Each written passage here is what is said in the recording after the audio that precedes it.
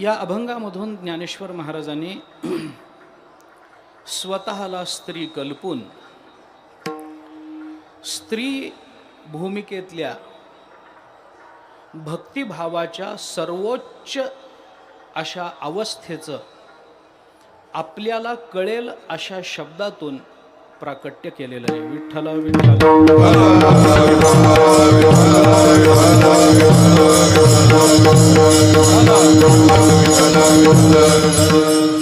भक्तिशास्त्राच्या दृष्टीनं भक्ताच्या जीवनातली सर्वश्रेष्ठ अवस्था कोणती याचा जर बारकाईनं विचार केला तर आपल्याला लक्षात येतं की भक्तांनी देवाचा सेवक व्हावं, भक्तांनी देवाचा दास व्हावं, भक्तांनी देवाचा सखा व्हावं, भक्तांनी देवाचा भक्त व्हावं, भक्तांनी देवाचा आत्मा व्हावा, इथपर्यंतच्या भूमिका जरी सांगितलेल्या असल्या तरी भक्तिशास्त्रामध्ये सर्वोच्च भूमिका कोणती असेल तर भक्तांनी देवाची पत्नी व्हावं. विठ्ठला विठ्ठल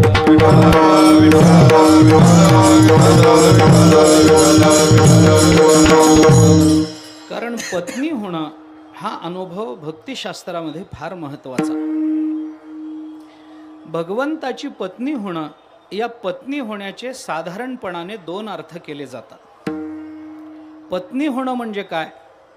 पत्नी होणं याचा अर्थ सर्वस्व त्याला समर्पण करणं, आणि पत्नी होणं याचा दुसरा अर्थ सर्वस्व समर्पण केल्यामुळे त्याच्यावर सत्ता गाजवणं. विठ्ठला विठ्ठल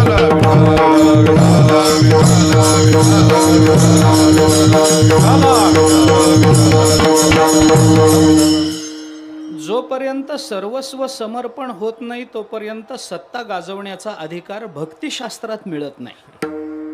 ज्ञानशास्त्रात याला फार मूल्य नसेल कदाचित, परंतु परमात्म स्वरूपाच्या यथार्थ ज्ञानातही परमात्म स्वरूपाचा अत्युच्च कोटीचा आनंद प्राप्त करून घ्यायचा असेल तर जोपर्यंत आपण ज्ञानाला भक्तीची जोड देणार नाही तोपर्यंत त्या अनुभूतीची, त्या अनुभवाची आपल्याला प्राप्ती होईल याची शक्यताच जीवनामध्ये राहत नाही. आपलं सर्वस्व भगवंताला समर्पण करणं, त्याच्या व्यतिरिक्त अन्य काहीही न पाहणं, त्याच्या व्यतिरिक्त अन्य कशाचंही चिंतन न करणं, त्याच्या व्यतिरिक्त अन्य काहीही न बोलणं आणि त्याच्या व्यतिरिक्त अन्य काहीही न ऐकणं, ही जी तद्रूपता आहे, ही जी एकालंबनात्मक वृत्ती आहे, ही जी अनन्यता आहे, तीच अनन्यता भगवंतावर सत्ता गाजवण्याकरता उपयुक्त ठरत असते. विठ्ठला विठ्ठल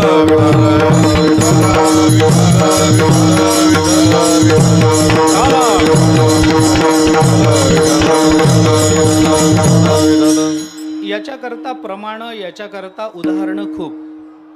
यत्प्राप्य तदेवावलोकयति तदेव शृणोति तदेव वाचयति तदेव चिंतयति. नारद महर्षींनी भक्तिसूत्रामध्ये चिंतन करताना सांगितलं, एकदा त्या भक्तिप्रेमाची प्राप्ती झाली तर प्राप्य, यत्प्राप्य जे काही असेल पाठभेद असतील ते असू देत, पण त्याची एकदा त्या भक्तिप्रेमाची प्राप्ती झाली तदेवावलोकयति, त्याचंच अवलोकन केलं जातं, तदेव वाचयति तदेव शृणोति, तेच बोललं जातं, तेच ऐकलं जातं, नाही चिंतनामध्ये सुद्धा तेच घेतलं जातं, तदेव चिंतयति. ही एवकार घालून नारद महर्षींनी ज्या पद्धतीनं भूमिका मांडली ती भूमिका लक्षात घेतली तर भक्ताचं किती समर्पण असतं, कोणकोणत्या पद्धतीचं समर्पण असतं याचा विचार आपल्याला करता येतो. आम्ही तेच बोलतो याचा अर्थ वाणीचं समर्पण झालंय, आम्ही तेच ऐकतो याचा अर्थ आमच्या कानाचं समर्पण झालंय, आम्ही त्याचंच अवलोकन करतो म्हणजे आमच्या डोळ्याचं समर्पण झालंय, आणि आम्ही त्याचंच चिंतन करतो याचा अर्थ आमच्या चित्ताचंही समर्पण झालेलं आहे. विठ्ठला विठ्ठल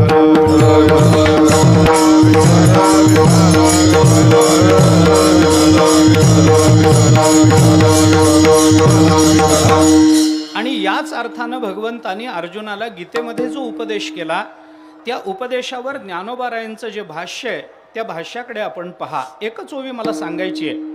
18व्या अध्यायामध्ये भगवंतानी अर्जुनाला सांगितलं, तमेव शरणम गच्छ सर्व भावेन भारत. या श्लोकाखालचं ज्ञानोबारायांचं भाष्य पहा. पहिलीच ओवी, जास्तही पुढे काही फार मोठं भाष्य नाहीच आहे या श्लोकावर, अल्प भाष्य आहे, पण त्याच्यातली पहिली ओवी पहा, तया अहम वाचा चित्त अंग देवोनिया शरण रिघ महोदधिका गांग रिगाले जैसे.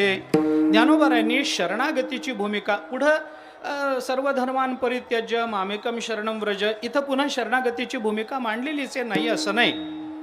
आपुलेनी भेदे वीण माझे जाणीजे जे एक पण तया नाव शरण मज येणे गा, ही शरणागतीची व्याख्या ज्ञानोबारायांनी तिथेही प्रकट केली. परंतु इथं बोलत असताना ज्ञानोबारायांनी जे समर्पण सांगितलंय ते मला आत्ता अधोरेखित करायचं. तया अहम वाचा चित्त आणि अंग देवोनिया शरणरीग, 4 गोष्टी सांगितल्या. अहम द्या, वाचा द्या, चित्त द्या, अंग द्या, एक अर्थ. दुसरा अर्थ जर त्याचा करायचा असेल तर अहम वाचा चित्त अंग हे सगळं द्यायचं कारण नाही. मग काय करा, चित्तातला अहम द्या, वाचेतला अहम द्या आणि अहम वाचा चित्त अंग आणि अंगातला अहम द्या. एवढा अहम जरी देवाला समर्पण केला तरी बाकीची इंद्रिय समर्पित झाली असा अर्थ करता येतो. विठ्ठला विठ्ठला.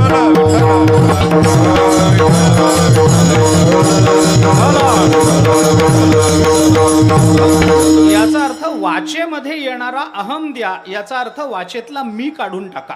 हे ज्ञानोबारायांचं म्हणणं लक्षात घेता येतं. वाचेतला मी काढा, चित्तातला मी काढा. प्रत्येक वेळेला मी मी मी हे जे प्रथम पुरुषी एक वचनी पद आहे ना, ते माणसाच्या सगळ्या अधपतनाचं मूळ कारण. या मी मुळे माणसाचा इतका विचित्र स्वभाव होतो. चांगल्या कामाचं श्रेय दुसऱ्याला द्यायचं नाही आणि वाईट कामाचं श्रेय स्वीकारायचं, जबाबदारी स्वीकारायची नाही. याला जर मूळ काही कारण असेल तर हे प्रथम पुरुषी एक वचनी पद मी. हा मी एकदा भगवंताला समर्पण केला, बाकी सगळ्या गोष्टी आपोआप समर्पित होऊन जातील. ज्ञानोबारायांनी इथं सुद्धा तीच भूमिका मांडली आणि प्रस्तुत अभंगामध्ये आपल्याला त्याच भूमिकेचा विचार करायचा. भगवंताला जोपर्यंत भक्त आपल्या सर्वाचं समर्पण करत नाही, सर्व भावाचं समर्पण करत नाही, इंद्रियाचं समर्पण करत नाही, बुद्धीचं समर्पण करत नाही, मनाचं समर्पण करत नाही आणि अंततोगत्वा देहाचं समर्पण करत नाही, तोपर्यंत भगवंताची पत्नी होण्याचा त्याला अधिकार मिळत नाही. आणि पत्नी होण्याचा अधिकार न मिळाल्यामुळे भगवंतावर त्याला सत्ता गाजवता येत नाही. विठ्ठला विठ्ठला.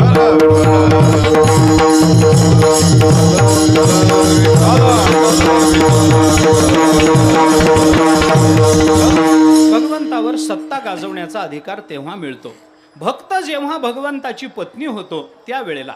आणि भक्ताचीच सत्ता भगवंतावर चालते, अन्य कुणाचीही चालत नाही. जगतामध्ये असं दुसरं कोणी नाही आहे की ज्याची सत्ता भगवंतावर चालेल. असं त्याचा विचार पुष्कळ पद्धतीनं आपल्याला करता येऊ शकेल.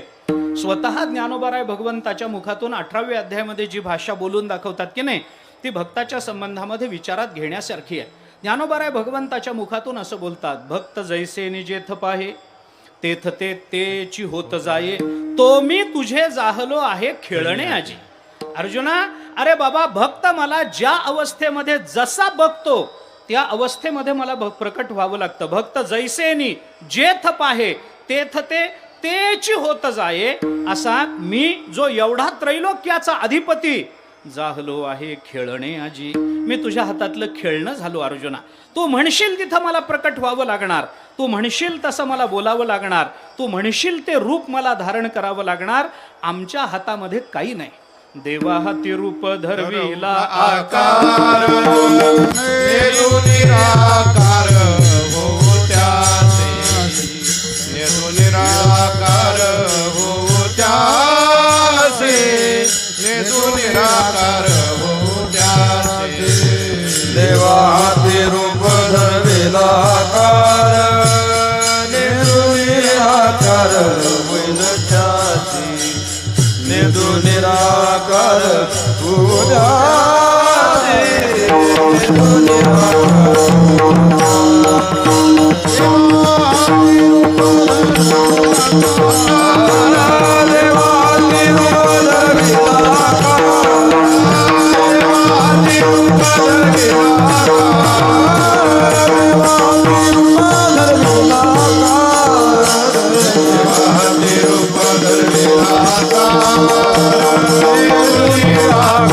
Oh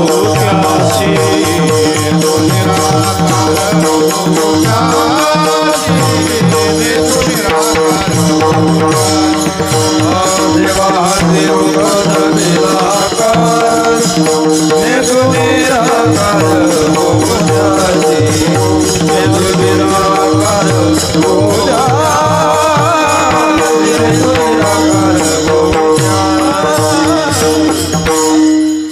देवा हाती रूप धरविला आकार. देवाला आम्ही आकार धरायला भाग पाडला आणि आता नेदू निराकार होऊ त्यासी. आता त्याला आम्ही निराकार होऊ देणार नाही. अरे कुणाची सत्ता? देवाला निराकार व्हायचं असेल त्याची इच्छा, देवाला सगुण साकार व्हायचं असेल त्याची इच्छा. तुकोबाराय म्हणतात नाही बाबा, आम्ही धरविला आकार, आम्ही देवाला आकाराला आणलं. सवे तुकया मेला तेने अगुणा आणिला. त्यांनीच ते करावं, इतरांचं ते सामर्थ्य नाही. का नाही? कारण भगवंतावर सत्ता गाजवण्याचा त्यांचा अधिकार एवढ्याच कारणाने त्यांना मिळाला की त्यांनी आपलं सर्वस्व भगवंताला समर्पण केलं. तुका म्हणे घालू तयावरी भार, वाहू हा संसार देवापायी. देवापायी सगळा संसार समर्पित करणं याचाच अर्थ भगवंताची पत्नी होणं, आणि पत्नी होणं याचाच अर्थ भगवंतावर सत्ता गाजवणं. आता पत्नीची सत्ता भगवंतावर चालते किंवा पत्नीचीच सत्ता सगळ्या ठिकाणी चालते, याचे अनुभव किंवा याच्याकरता वेगळं कीर्तन मला करायची फार गरज पडू नये. घराघरातली उदाहरणं आहेत. मला सांगा ना, घरात कुणाची सत्ता चालते? साधा विचार आहे. मी आपल्याला साधं बोलतो, तुम्ही उत्तर देणार नाही घाबरू नका, काही होत नाही. घरोघरी मातीच्या चुली असतात, त्याच्यात काय असतं, मोकळं बोलावं. घरामध्ये सत्ता कुणाची चालते? नका उत्तर देऊ, मी आपल्याला सरळ एक उत्तर देतो. मुळात सत्ता हा शब्द स्त्रीलिंगी आहे. विठ्ठला विठ्ठला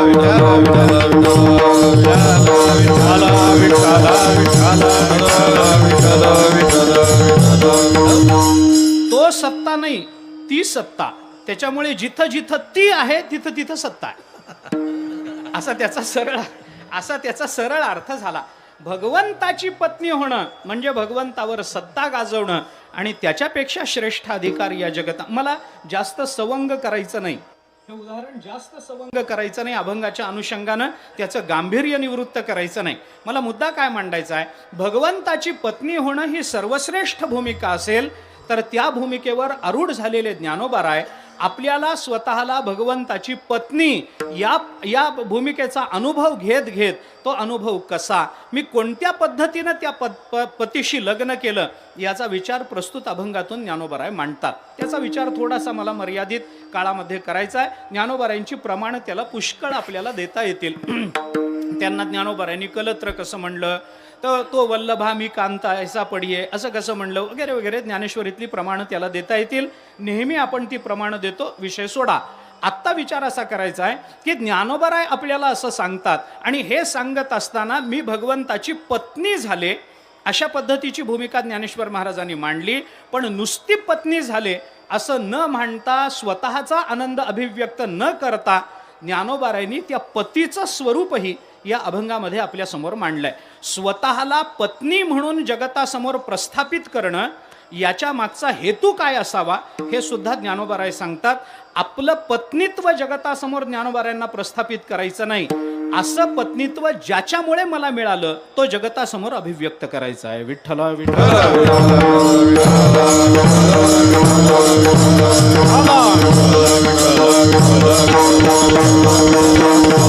त्यामुळं भगवंताचं सगळं स्वरूप, भगवंताचं भक्तिशास्त्रीय स्वरूप, भगवंताचं ज्ञानशास्त्रीय स्वरूप या अभंगामध्ये ज्ञानोबारायांनी आपल्याला मांडून दिलेलं दिसतं. ज्ञानोबाराय भगवंताची पत्नी म्हणून घेतात. आता पती आणि पत्नी हे जे रूपक आहे, किंवा हा रूपक अलंकार जर आपण विचारात घेतला, याला रूपक म्हणण्याचं कारण काय हेही आपल्याला विचारात घेता येतं.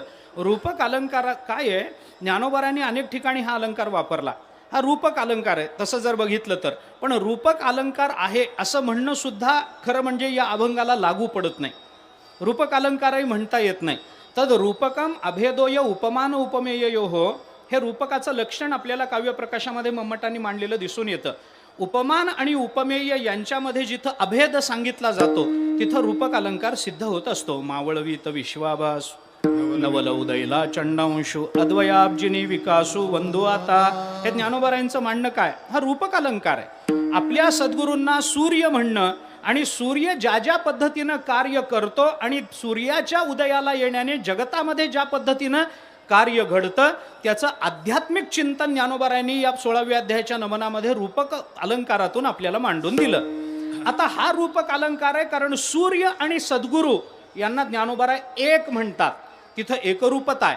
ते एक मानावं लागतं, ते एक असावं लागतं असं बंधन नाही. रूपक अलंकारामध्ये अभेदोय उपमान उपमेय हे बरोबर आहे. अभेद झाला पाहिजे, दिसला पाहिजे, हे खरं आहे. पण तो अभेद नित्यत्वानं असतोच असं म्हणता येत नाही. पण या अभंगाचं जर चिंतन केलं तर परमात्म्याला पती मानणं आणि भक्ताला पत्नी मानणं, म्हणून पत्नी हा हे रूपक अलंकार आहे. व्यवहारामध्ये पती पत्नीचं जसं नातं असतं तसं हे नातं आहे. असं जर आपण म्हणायला गेलो तर तिथं तसं घडत नाही. का? कारण खरंच भगवंताची पत्नी म्हणजे भक्त असतात. याच्याकरता अनेक प्रमाणं आपल्याला देता येतील, भक्ताच्या जीवनातल्या अनेक कथा सांगता येतील. पण हे रूपक हा अलंकार कशा करता ज्ञानोबारांनी केला?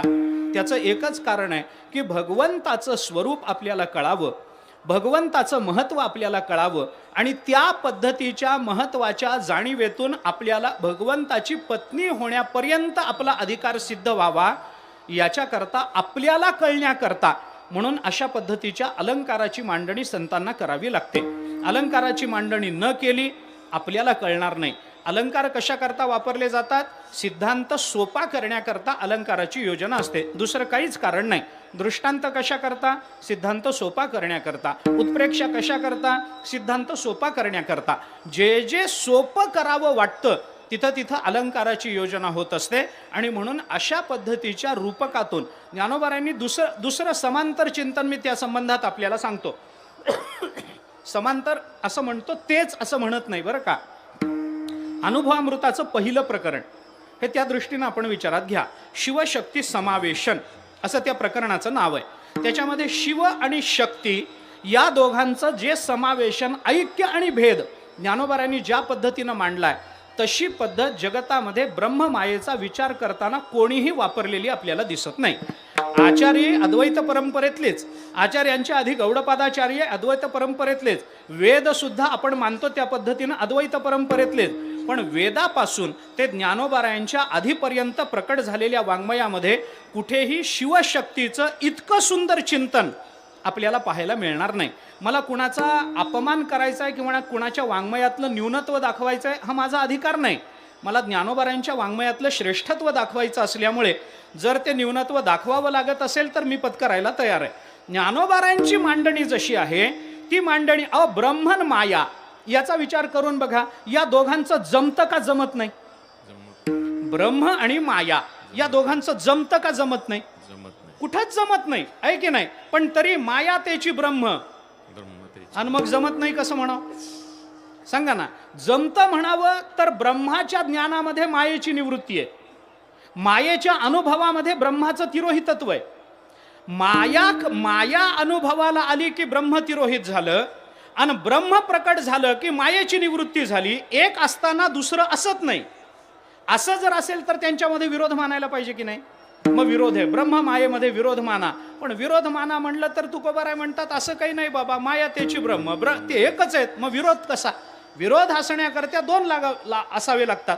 मग यांच्यात विरोध आहेही आणि दोघात प्रेम आहेही असं दोन्ही मानावं लागतं.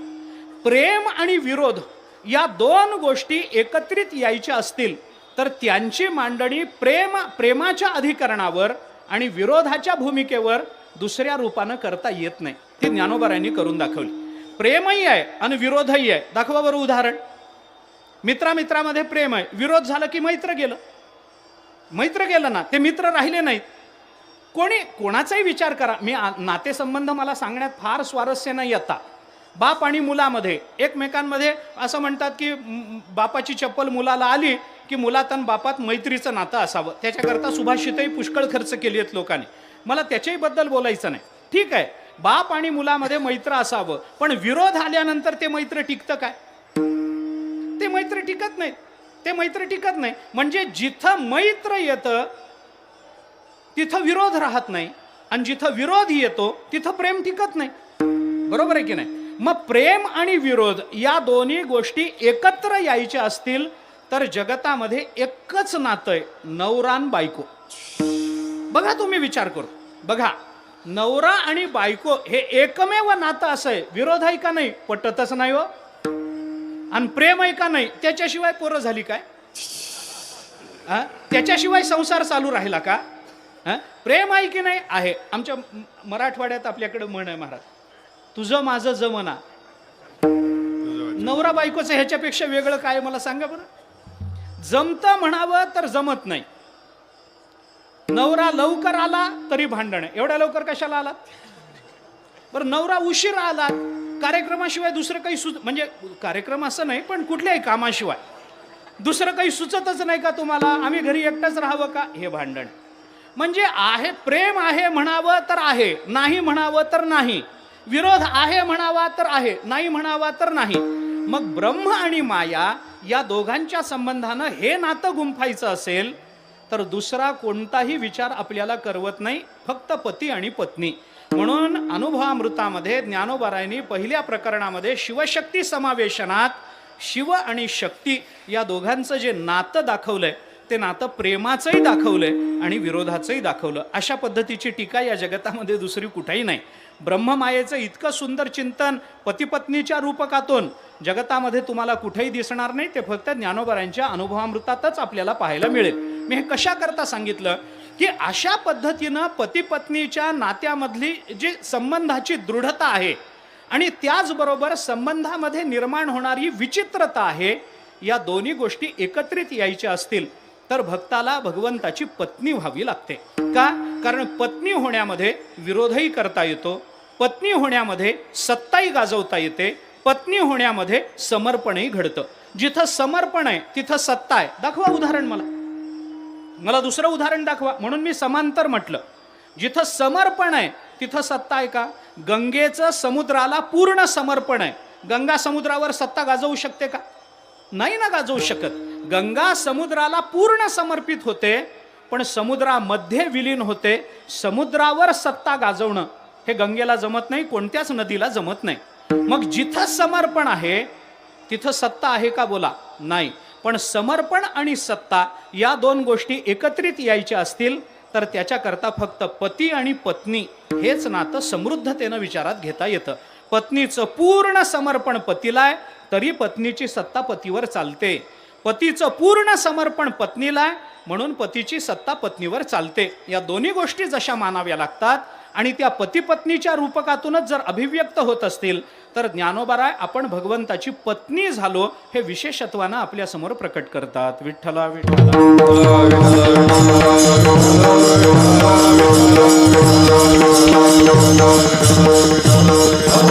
आणि अशी भूमिका भक्तिशास्त्रात आहे.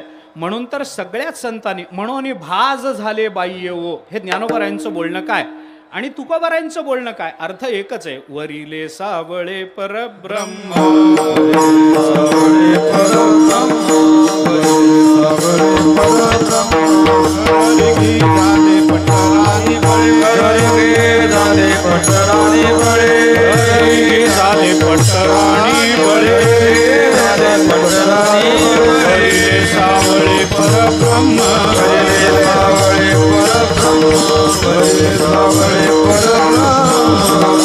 घररिघी झाले पट्टराणी बळे. तुकोबाराय बोलतात मी त्या परमात्म्याची पट्टराणी झाले, मी त्या सावळ्या परब्रह्माला वरलं. असं जसं तुकोबाराय बोलतात तसं ज्ञानोबारायांनी सुद्धा या विरहिणीच्या अभंगामधून किंवा अशा पद्धतीच्या अभंगामधून आंबुल्याच्या अभंगामधून ज्ञानोबारायांनी आपण परमात्म्याची पत्नी झालो हे सांगितलं. आंबुला आंबुली असे दोन शब्द जे वापरले जातात जे 13व्या अध्यायात ज्ञानोबारायांनी वापरून दाखवलेले आहेत. आता मला तिकडे जायचं नाही. पण अंबुला या शब्दाचा अर्थ आहे पती आणि अंबुली या शब्दाचा अर्थ आहे पत्नी. असं पती पत्नीचं नातं ज्ञानोबारायांनी इथं आपल्याला प्रदर्शित करून दाखवलं. आता ज्या पतीशी आपण लग्न केलं याच्यात मोठेपणा नाही. मी ज्याच्याशी लग्न केलं तो किती मोठा आहे हे सांगणं या पत्नीला आपलं कर्तव्य वाटतं. काय असतं जिथं कुठं समर्पण आहे ना त्या समर्पणामध्ये स्वतःच्या अस्तित्वाचं चिंतन जर घडत असेल तर ते समर्पण यथार्थ मानलंच जात नाही. समर्पणही करायचं पण स्वतःचं स्वतंत्र अस्तित्व आहे मीपणा तोही शिल्लक ठेवायचा तर ते समर्पण नाही. आपण तेच उदाहरण घेऊ. गंगा समुद्राला प्राप्त झाल्यानंतर अगदी समुद्रामध्ये एकरूप झाल्यानंतरही गंगेचं जर स्वतंत्र अस्तित्व राहिलं तर तिला एकरूप म्हणता येईल का? तुका म्हणे गंगा सागर संगमी अवघ्या झाल्या उर्मी. एकमय, ती एकमयता जी दाखवली गेली त्या अर्थाने आपण विचार करा. गंगेचं स्वतंत्र अस्तित्व राहिलं नाही, ती समुद्रच झाली. असं जसं होतं समर्पण आहे पण स्वतंत्र अस्तित्व नाही, तसं एखाद्याला पत्नीनं पतीला सर्वस्वाचं समर्पण केलं तरी सुद्धा बघा मी कशी पत्नी आहे असं म्हणून जर सांगत असेल तर तिचं समर्पण खरं नाही. म्हणून पत्नीचं जे समर्पण असतं, पत्नीची जी सत्ता गाजवणं असतं, पत्नीचं जे मी पत्नी झाले हे सांगणं असतं, ते सांगणं स्वतःच्या पत्नीत्वाचा अभिमान व्यक्त करण्याकरता नसून ज्याच्याशी मी विवाहबद्ध झाले त्याचं महत्त्व जगतासमोर प्रकट करण्याकरता असतं. विठ्ठला विठ्ठला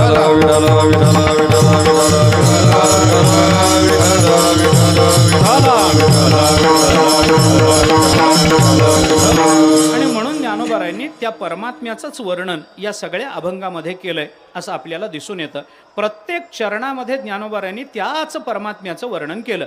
कधी भक्तिशास्त्रीय भूमिका आहे, कधी ज्ञानशास्त्रीय भूमिका आहे. मी दोन्ही भूमिका आपल्या समोर ठेवतो, थोडा थोडा विचार त्या संबंधामध्ये करतो. ज्ञानोबारायांनी मी ज्या पतीशी विवाहबद्ध झाले तो पती कसा आहे याच्या संबंधानं जे चिंतन केलं त्याच्यामध्ये त्याचं वैलक्षण्य दाखवण्याकरता जे काही शब्द वापरले ती सगळी त्या परमात्म्याची लक्षणं म्हणून विचारात घेता येतात. बरं का, लक्षणं म्हणून विचारात घ्या. ती लक्षणं आता तटस्थ आहेत का स्वरूप आहेत याचा विचार करत बसू नका. मला ते करायला फार सवडही नाही आणि आत्ता त्याच्यात फार मला स्वारस्यही नाही. विचार करून बघा आपण. ज्ञानोबाराय काय म्हणतात, हा परमात्मा कसा आहे, परमात्मा ओळखावा कसा. ज्ञानोबारायांनी सांगितलं मी अंबुला केला गे बाई, अंबुला केला, पण तो अंबुला कसा होता याच्याकरता ज्ञानोबारायांनी जो शब्द वापरला आणि तो अंबुला तसा आहे याच्यामुळे तो जगताकरता कसा अनभिज्ञ राहिला आणि मलाच कसा तो मिळाला या संबंधातलं चिंतन ज्ञानोबाराय अभंगाच्या पहिल्या चरणामध्ये. दुर्लभ अंबुला केला गे बाई, दुर्लभ अंबुला केला गे बाई,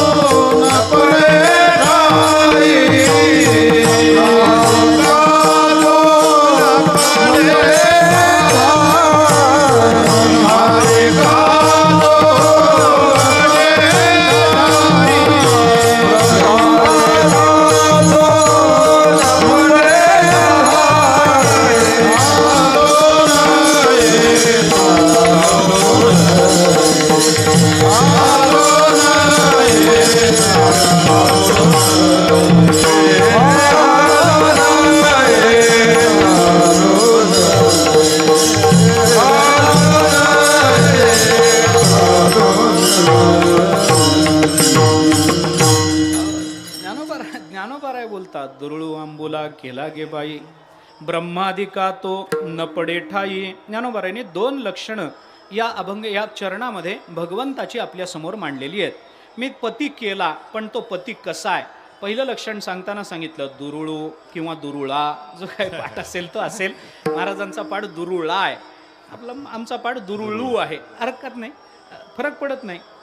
म्हणताना दुरुडू म्हणले पंढरीनाथ महाराज, त्यांचं बरोबर आहे, त्यांची भाषाच तशी आहे. धुळे, अंमडनेर, जळगाव सगळीकडे डच म्हणतात. खानदेशात ळचा ड होतो आणि ते चूक नाहीये, ते चूक नाहीये, ते चूक नाहीये. व्याकरणाच्या दृष्टीने सुद्धा डलयोर अभेदहा असं एक सूत्र येतं. डलयोर अभेदा, ड आणि ल यांचा अभेद असतो. ड आणि ल यांचा अभेद असतो आणि अभेद असल्यामुळे ल ळ यांच्याऐवजी ड वापरला तरी त्याच्यात दोष मानला जात नाही. विठ्ठला विठ्ठला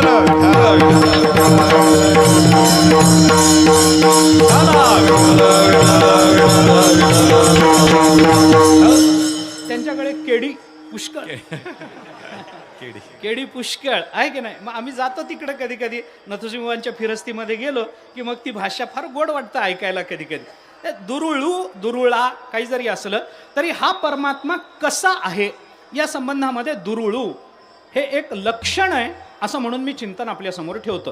हे लक्षण का मानायचं? कारण या शब्दाचा अर्थ लक्षात घ्या. तो दुरुळा आहे, दुरुळू आहे म्हणजे अत्यंत दूर आहे हे ज्ञानोबारायांना सांगायचं. अत्यंत दूर आहे हे शब्द कदाचित कुणाला पटणार नाही, कारण तो दूर नाही आहे. सर्वस्यचा अहम हृदय सन्निविष्टो मत्तस्मृतिर्ज्ञानमपो सर्वांच्या हृदय देशी मी अमुका आहे ऐसी बुद्धिस्फुरे अहर्निशी ते वस्तुगामी.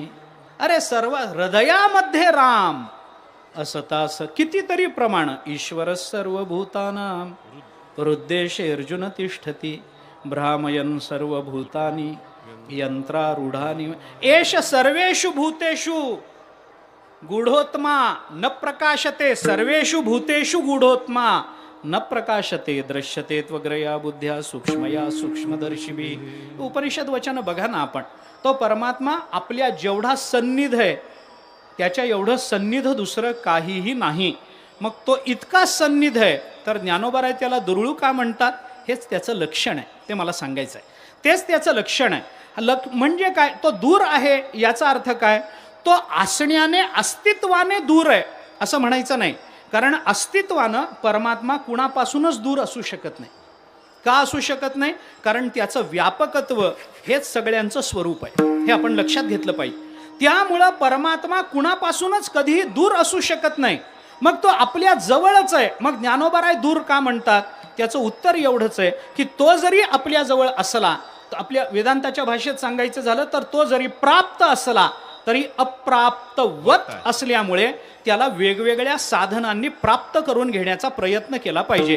आणि जी जी साधनं त्याच्या प्राप्तीकरता प्रवृत्त होतात त्याच्यातल्या कोणत्याही साधनांनी परमात्मा प्राप्त होत नाही, म्हणून तो दूर आहे. विठ्ठला विठ्ठल.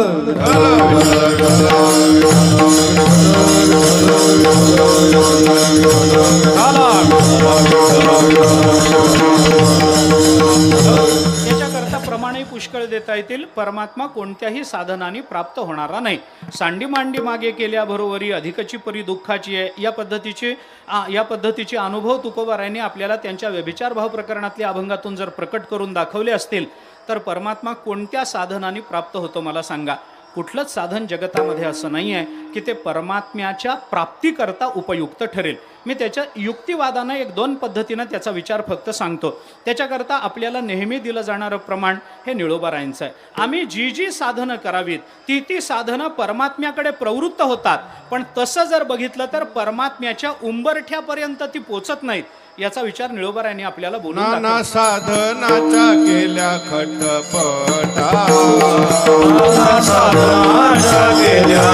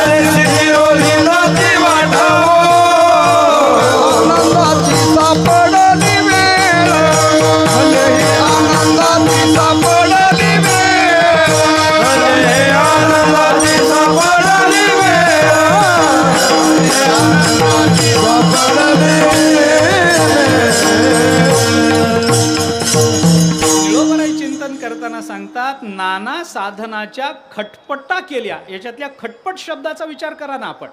एक नाही अनेक साधनांची योजना करून बघितली, परमात्मा आपल्याला साधनांनी प्राप्त होत नाही. आता निळोबारायांचं हे वचन डोळ्यासमोर धरलं तर वेदांताचा विचार आपण संगती लावण्याकरता करावा लागेल की नाही. वेदांताचा काय विचार आहे? साधनांनी परमात्मा प्राप्त होत नाही, कुठल्याच साधनेने परमात्मा प्राप्त होत नाही. काय करा? आपल्याला उपनिषदाचंही वचन आहे त्या संबंधामध्ये, मी पुढे बोलतो. कुठल्याच अरे मग साधनांनी परमात्मा प्राप्त होत नाही तर मग साधनांची मांडणी शास्त्रांनी केली कशा करता? वैयर्थ येईल की नाही या सगळ्या मांडणीला? ज्ञान आहे, कर्म आहे, योग आहे, उपासना, या सगळ्या गोष्टींची मांडणी केली. एवं कांडत्रय रूपिणी श्रुतीचं हे कोडीसवाणी गीता पद्यरत्नांची लेणी लिहिली आहे. ज्ञानोबाराय जे चिंतन करतात त्याच्यामध्ये या गीतेला कांडत्रय रूपिणी म्हटलं. वेद त्रिकांडात्मक मानतो आपण. ही कांड कोणती? कर्मकांड, ज्ञानकांड, उपासना कांड. मग हे सांगितलंच ना शास्त्रांनी. वेदांनी 3 कांडाचा विचार सांगितलाच ना. मग 3 कांड जर सांगितलेली असतील तर या साधनांनी परमात्मा प्राप्त होणार नसेल तर हे सांगितलं कशा करता? याचा विचार केला पाहिजे. त्याचं उत्तर मी आपल्याला सांगून जातो. साधं सरळ, फार वेळ न घेता थोडक्यामध्ये उत्तर सांगून जातो आपल्याला. असं आहे, ज्ञानानं परमात्मा प्राप्त होतो, ज्ञानानं परमात्म स्वरूपता प्राप्त होते, वगैरे वगैरे जे विचार आहेत हे जर आपण विश्वास ठेवून ऐकत असाल तर आपला गैरसमज आहे, एवढं लक्षात ठेवा. ज्ञानानं परमात्मा प्राप्त वगैरे होतो हे गैरसमज आहेत. असं मी कीर्तनात बोलतोय बरं, आणि आळंदीत बोलतोय, आणि ते कुठं बोलतोय, कुणासमोर बोलतोय याची जाणीव आहे मला. ज्ञानानं परमात्मा प्राप्त होतो, परमात्मा स्वरूपता प्राप्त होते, खोटी गोष्ट आहे. असं होत नाही. कर्मानं परमात्मा अरे होत नाही. काय अजून? योगानं परमात्मा होत नाही प्राप्त. या कुठल्याही साधनांनी परमात्मा प्राप्त होत नाही. मग कशा करता सांगितली? कशा करता साधनं सांगितली? बरं, एक नाही अनेक साधनं सांगितली. हे कर, ते कर.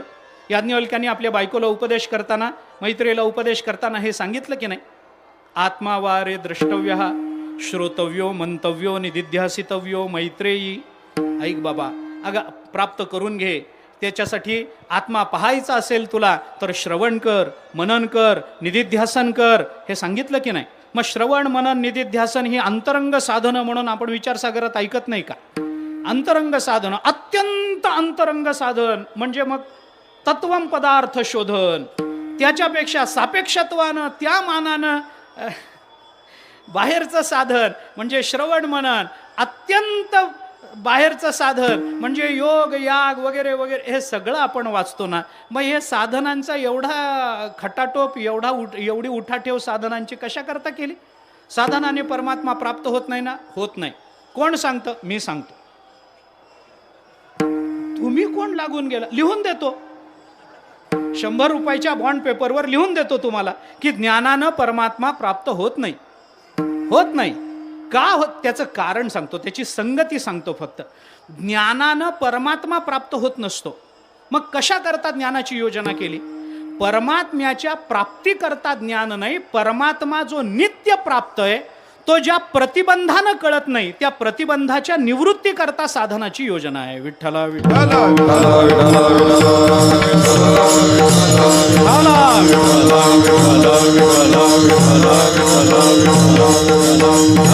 लक्षात घ्या.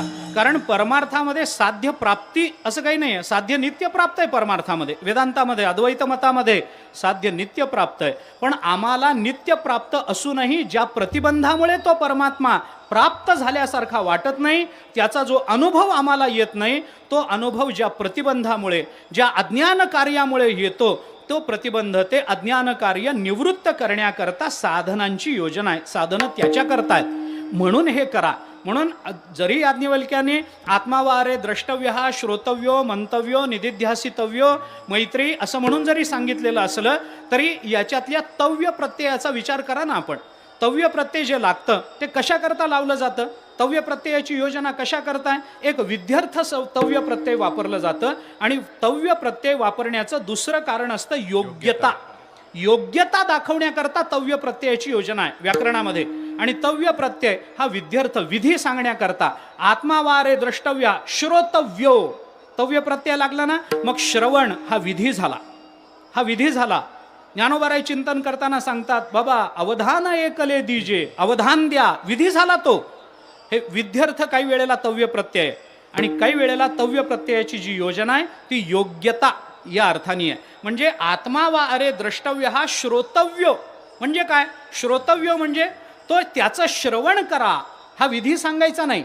योग्यता म्हणजे श्रवण करण्याच्या योग्यतेचा फक्त तोच आहे, मनन करण्याच्या योग्यतेचा फक्त तोच आहे, निधिध्यासन करण्याच्या योग्यतेचा फक्त आत्माच आहे. आत्मा सोडून दुसऱ्याचं मनन करू नका, आत्मा सोडून दुसऱ्याचं निधिध्यासन करू नका, हे सांगण्याकरता तव्य प्रत्ययाची योजना आहे. मग आता हे तोच फक्त आहे तर तो मननाने प्राप्त होतो का? नाही.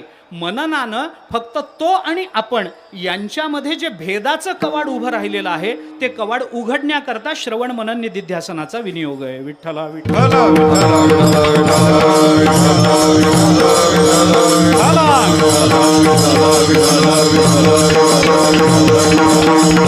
ज्ञानोबारांनी चिंतन करताना 18व्या अध्यायामध्ये हेच शब्द वापरले. तुम्हा माड होते भेदाचे कवाड, ते फेडोनी केले गोड सेवा सुख. ज्ञानोबारांची भूमिका काय बघा. भगवान अर्जुनाला म्हणतात, मामी विश्वेश्वर भेटे आणि जीवग्रंथी न तुटे, हे बोल नको वोखटे कानी लावू. अर्जुना काय वेडासारखं काहीतरी ऐकतोस? अरे हे कानाला सुद्धा लावू नको. मी विश्वेश्वर भेटावा आणि तुला ब्रह्मरूपता प्राप्त व्हावी असं नाही म्हटलं. जीवग्रंथी न तुटे हे भगवंताचे शब्द आहेत. जीवग्रंथी तुटण्याकरता हे सगळं चाललंय. म्हणून उपनिषद म्हणतं, काहीही कोणतंही साधन करा, नायमात्मा प्रवचनेन लभ्यः न मेधया न बहुना श्रुतेन.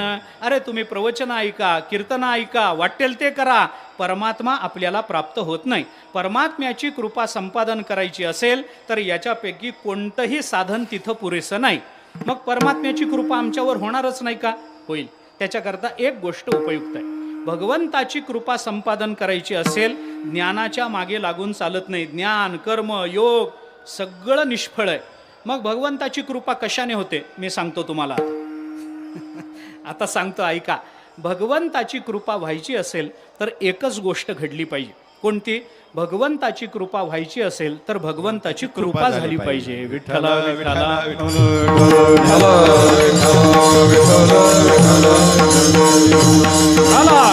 कारण का? उपनिषद म्हणतं यमैवेश वृणते तेन लभ्यः. उपनिषदाने काय सांगितलं? अरे त्याची ज्याला ब्रह्म देण्याची इच्छा असेल, ब्रह्मरूप करण्याची इच्छा असेल, त्यालाच परब्रह्मरूपता प्राप्त होते, इतरांना होत नाही. मग आता इतकी साधनं आम्ही आत्तापर्यंत करत आलो. ज्ञानोबारांनी दिलेलं दुसरं उदाहरण देतो. ज्ञानोबाराय काय म्हणतात? प्रमाण देऊन जातो. वारा आभाळची फेडी, ही ओवी डोळ्यासमोर धरा. काय आहे? एक आकाशामध्ये सूर्य आहे. तो सूर्य तळपत असताना सूर्यासमोर एक ढग येतो. त्या ढगामुळं होतं काय? सूर्याची जी किरणं असतात त्यांना प्रतिरोध होतो. ती किरणं अडतात. आपल्याला वाटतं आभाळ आलं, मळभ आलं. आपल्याला वाटतं अरे तेवढंच बरं वाटलं बाबा, माऊलीच्या सोहळ्यात चालताना तेवढंच सावली मिळाली की नाही, तेवढंच बरं वाटतं. आला शीतळ शांतीचा वारा, जडे सुख झाले या शरीराचाच सुखाचा विचार. त्याच्यामध्ये ते तेवढंच आभाळ दाटलं की माणसाला वाटतं बरं वाटलं. उन्हाचा चटका होता, आभाळ मध्ये ढग आला, बरं वाटलं. आता ढग आला, मध्ये ढगाचा प्रतिबंध आला, त्याच्यामुळे त्या किरणांना प्रतिरोध झाला. गोष्ट खरी. थोड्या वेळाने वारा सुटतो. वारा सुटला की काय होतं? तो ढग पुढं निघून जातो. पुढं निघून गेला की पुन्हा काय होतं? पुन्हा सूर्याची किरणं आपल्याला तापवतच राहतात, पुन्हा आपल्याला त्याचा त्रस्तता येतेच. मग आता ज्ञानोबाराय असं विचारतात की त्या वाऱ्यानं तो जो ढग हलवला त्याच्याने पुन्हा जो सूर्य आपल्याला दिसला ते सगळं वाऱ्याने ढग हलवल्यामुळं झालं. बरोबर. मग वाऱ्याने केलं काय? सूर्य निर्माण करून दिला काय? वाऱ्यानं सूर्य नाही निर्माण करून दिला. वाऱ्यानं फक्त सूर्य आणि आपण याच्यामधला प्रतिबंध असणारा ढग बाजूला केला. साधनं नेमकं हेच करतात. साधनं परमात्मा प्रकट करत नसतात. परमात्मा प्रकट आहेच आहे, फक्त त्याच्यामध्ये आपल्यामध्ये जो प्रतिबंध येतो तो प्रतिबंध दूर करण्याचं काम साधनं करत असतात. आणि अशी साधनं कोणत्याही पद्धतीनं केली तरी तो परमात्मा प्राप्त होत नाही. कुठल्याच साधनाने इंद्रियांनी परमात्मा प्राप्त होत नाही, मनाने परमात्मा प्राप्त होत नाही, बुद्धीनं परमात्मा प्राप्त होत नाही. ज्ञानोबा त्या संबंधामध्ये स्पष्ट बोलतात, मनाची नखी न लगे, बुद्धीची दृष्टी न रिगे, ते इंद्रिया किरजोगे काय होईल. सगळंच ज्ञानोबारायांनी एका वाक्यात सांगून टाकलं. मनाचं नखही तिथं पोचत नाही, बुद्धीची दृष्टी तिथपर्यंत पोचत नाही, मग कैमुत्तिक न्यायानं इंद्रिय तिथपर्यंत काय जातील बाबा, जाऊ शकत नाहीत. म्हणजे मनच जात नाही, बुद्धीच जात नाही, तर इंद्रिय काय जातील. म्हणजे मन बुद्धी इंद्रियांनी तो परमात्मा कळत नाही, म्हणून तो दूर आहे. विठ्ठला विठ्ठला.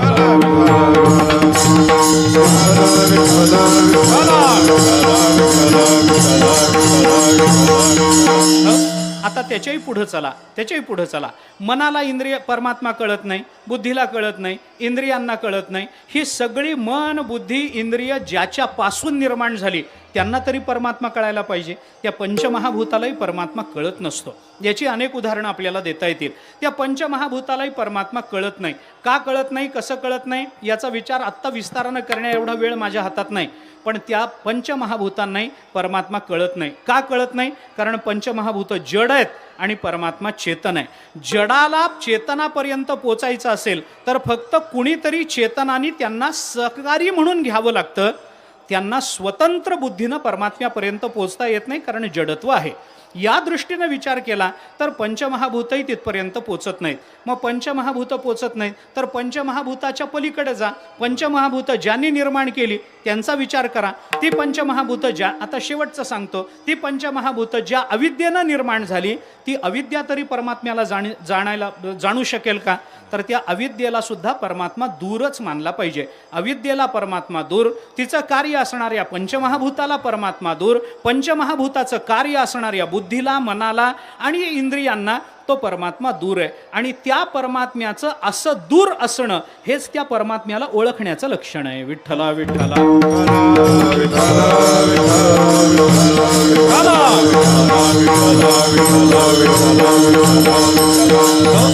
तो कशानेही कळत नाही, हे कळलं की तो कळतो. विठ्ठला विठ्ठला विठ्ठला.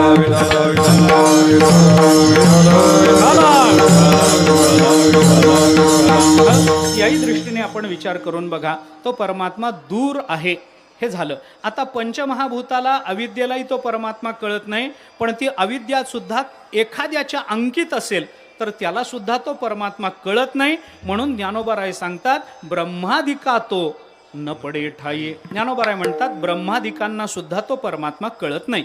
याचा थोडासा विचार मला करायचा आहे. ब्रह्मादिकांना तो परमात्मा कळत नाही म्हणजे काय आहे. ब्रह्मदेवाला परमात्मा कळाला, याची उदाहरणं सांगा मला. ब्रह्मदेवाला परमात्मा कळत नाही. का कळत नाही त्याची कारणं सांगतो. एक 2-3 कारणं फक्त आपल्या समोर ठेवतो, वेळ हातात कमी आहे. 2-3 कारणं फक्त ठेवतो. ब्रह्मदेवाला परमात्मा का कळत नाही, कारण ब्रह्मदेवाला कर्मानं जे घडतं तेच कळतं.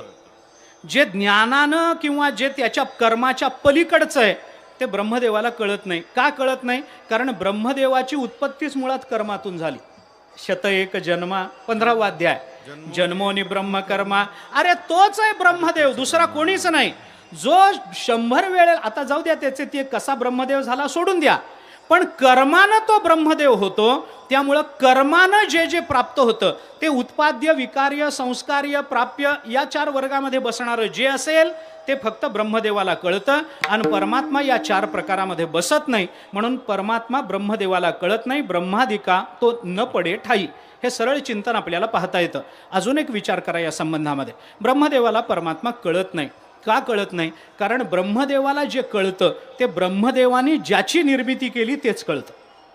ब्रह्मदेवाला ब्रह्मदेवाच्या पूर्वी जे होतं ते कधीच कळत नसतं, ते कधीच कळत नाही. ब्रह्मदेवानं ज्याची निर्मिती केली तेवढ्याचाच बोध ब्रह्मदेवाला होतो. ज्ञानोबारायांनी केलेल्या चिंतनानुसार सांगतो. ब्रह्मदेवानी ब्रह्मदेवानी केलेली निर्मिती म्हणजे काय, थोडंसं स्पष्ट बोलायचं झालं तर जे पंचमहाभूतात्मक आहे त्याचाच बोध ब्रह्मदेवाला होतो. जे पंचमहाभूतात्मक नाही तर परमात्मा त्या ब्रह्मदेवाला ते कळत नाही. विठ्ठला विठ्ठला.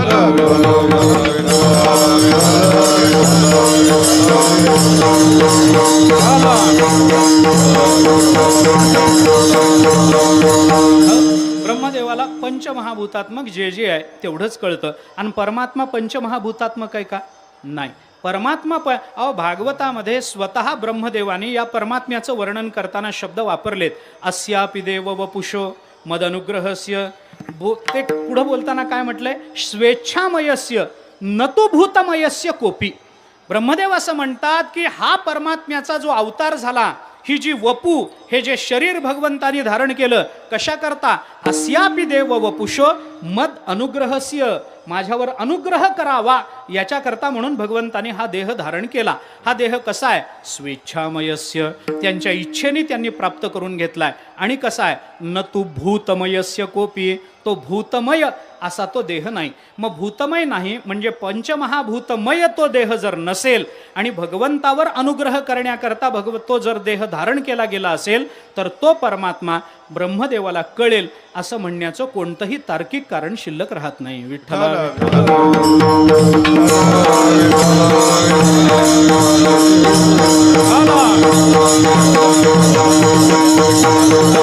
अजून थोडंसं पुढे चला. महाभारताने या संबंधामध्ये भगवान श्रीकृष्णाचं चिंतन करताना एक फार चांगला विचार त्या संबंधात मांडला. महाभारत असं म्हणतं की परमात्मा भगवान श्रीकृष्ण म्हणजे सामान्य कुणीतरी एक व्यक्ती जन्माला आली असं समजू नका. अवजानंती माम मूढा मानुषीम तनुमाश्रितम, त्याला मूढच म्हटलं की नाही भगवंतानी. मग महाभारत सुद्धा म्हणतं असं करू नका. भगवान श्रीकृष्ण म्हणजे कोणीतरी एक पंचमहाभूतात्मक देह धारण करणारा कुणी व्यक्ती आहे असं समजू नका. तसं समजणं हे फार मोठं पाप आहे असं महाभारताने सांगितलंय. महाभारत असं म्हणतं, न भूतसंघ संस्थानो देवस्य परमात्मनः यो वेत्ती भौतिकम देहम कृष्णस्य परमात्मनः स सर्वस्मात् बहिष्कार्यः श्रौत स्मारत विधानतः मुखम तस्यावलोक्यापि सचैल स्नानमाचरेत. विठ्ठला विठ्ठला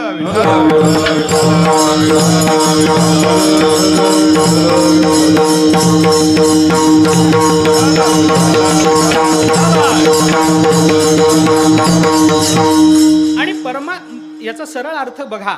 न भूतसंघ संस्थानो देवस्य परमात्मनः, हा परमात्मा म्हणजे भूतसंघ संस्थान नाही, पंचमहाभूत एकत्रित येऊन निर्माण झालेला हा परमात्मा नाही आहे.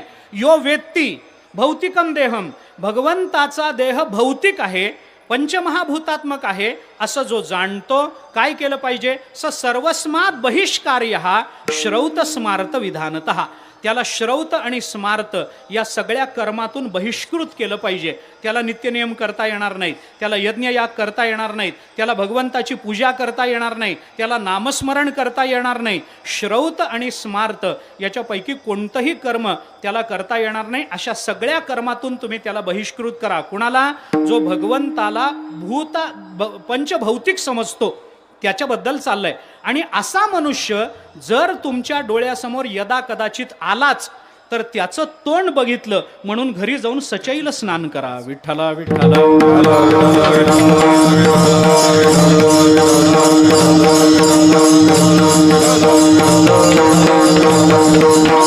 ब्रह्मदेवाला सुद्धा तो परमात्मा कळतो असं आपल्याला म्हणता येत नाही. ब्रह्मादी कान कळे खोड,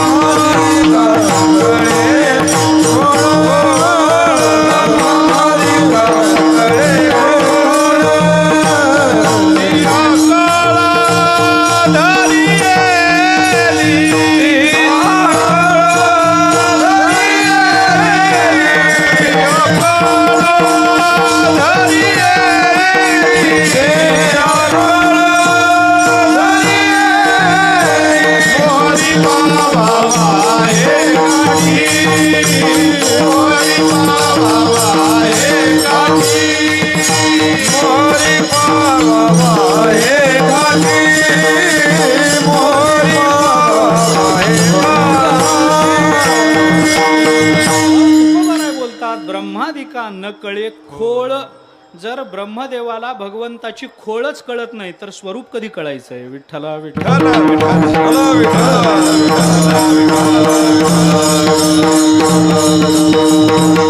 ज्ञानोबारायांनी अजून एक युक्तिवाद केलाय 17व्या अध्यायामध्ये. अजून एका पद्धतीनं ज्ञानोबाराय चिंतन करतात. ज्ञानोबारायांनी विचार सांगितला, या ब्रह्मदेवाला मला ओळखता येत नाही, मी ब्रह्मदेवाला कळत नाही, असे स्पष्ट शब्द ज्ञानोबारायांनी वापरलेत. ज्ञानोबाराय म्हणतात, सृष्टीची या उपक्रमा पूर्वी गा विरोत्तमा वेडायसा ब्रह्मा एकला होता, मज ईश्वराते नोळखे. माझा मुद्दा इथे पुढच्या ओळीमध्ये ज्ञानोबाराय म्हणतात, मज ईश्वराते नोळखे. आता ईश्वर कोण आहे? ईश्वर शब्दाचा अर्थ काय करायचा विचारा. पंचदशी आपल्याला स्पष्ट सांगते ईश्वर कोण आहे. अरे ज्याने मायेचा संबंध घेतला तो ईश्वर झाला ना. ईश्वर शब्द कसा चालतो? ईश्वर म्हणजे परब्रह्म या अर्थाने ईश्वर शब्द आला नाही. ईशितुम शीलम यस्य, नियमन करण्याचं ज्याचं सामर्थ्य आहे त्याला ईश्वर असं म्हटलं जातं. आता हे नियमन कशाच्या आधाराने होतं? मायेच्या आधाराने. म्हणून मायाच ईश्वर करते. माया भासेन जीवेशौ करोती, अशा पद्धतीची श्रुती आहे की नाही. माया आभासानं जीव आणि ईश्वर निर्माण करते. पंचदशीकाराने या संबंधामध्ये चिंतन करताना एक फार चांगला श्लोक आपल्या समोर ठेवला. पंचदशीकार असं म्हणतात, विद्यारण्याने असं म्हटलं की बाबा मायाख्याया हा कामधेनो वत्सव जीवेश्वरा उभव यथेच्छम पिबताम द्वैतम तत्वम तू अद्वैतमेवही. त्याने असं म्हटलं, विद्यारण्य स्वामींनी असं म्हटलं की माया नावाची एक कामधेनू आहे. मायाख्याया हा कामधेनू, तिला 2 मुलं झाली, 2 वत्स झाली. वत्सव जीवेश्वरा उभव, जीव आणि ईश्वर हे माया नावाच्या कामधेनूला झालेली 2 वासरं. ती वासरं काय करतात? अर्थातच आपल्या आईला पितात, आईचं दूध प्राशन करतात, स्तनपान करतात. वासरू काय करतं? जन्माला आलेलं वासरू काय करतं? आईचं स्तनपान, गाईचं स्तनपान करतो. ही कामधेनू आहे. कामधेनूला, माया नावाच्या कामधेनूला 2 वासरं झाली. त्याच्यातल्या एका वासराचं नाव आहे जीव आणि दुसऱ्या वासराचं नाव आहे ईश्वर. म्हणजे ईश्वराला बनवणारी सुद्धा मायाच आहे, हे लक्षात घ्या. आणि जीवाला जीवत्व देणारी सुद्धा, जीवदशा देणारी सुद्धा मायाच आहे. ईश्वराला ईश्वरत्व देणारी, जीवाला जीवत्व देणारी ही माया असल्यामुळे या मायेचं स्तनपान हे जीव आणि ईश्वर करतात. किती करतात? पंचदशीकारांनी सांगितलं, यथेच्छम पिबताम द्वैतम, त्यांना कितीही द्वैताचं दूध पिऊ देत. तत्वम तू अद्वैतमेवही, पण अंततोगत्वा तत्व फक्त एकच आहे, ते म्हणजे जीव आणि ईश्वरातला भेद मिटून जातो आणि अद्वैत तत्व फक्त शिल्लक राहतं. विठ्ठला विठ्ठल.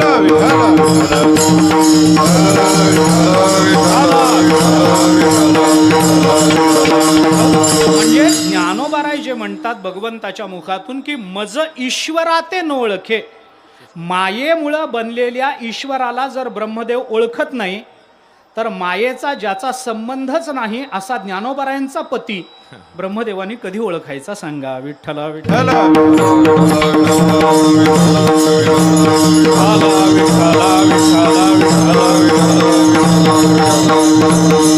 म्हणून जसा तो दुरुळू हे त्याचं लक्षण आहे, तसं ब्रह्मादिका तो न पडे ठाई हेही त्या परमात्म्याचं लक्षण आपल्याला मानलं पाहिजे. अशा लक्षणांनी युक्त असणारा जो पती तो मी केला. आता पती मी केला असं जेव्हा हे सगळं तात्विक चिंतन डोळ्यासमोर ठेवा आणि लगेच थोडंसं व्यावहारिक चिंतन करण्याकडे प्रवृत्त व्हा. याचा अर्थ ज्ञानोबारायांनी आपल्याला असं सांगितलंय की नवरा असा निवडावा की तो सहज उपलब्ध नसावा आणि भल्या भल्यांना कळू नये. विठ्ठला विठ्ठला.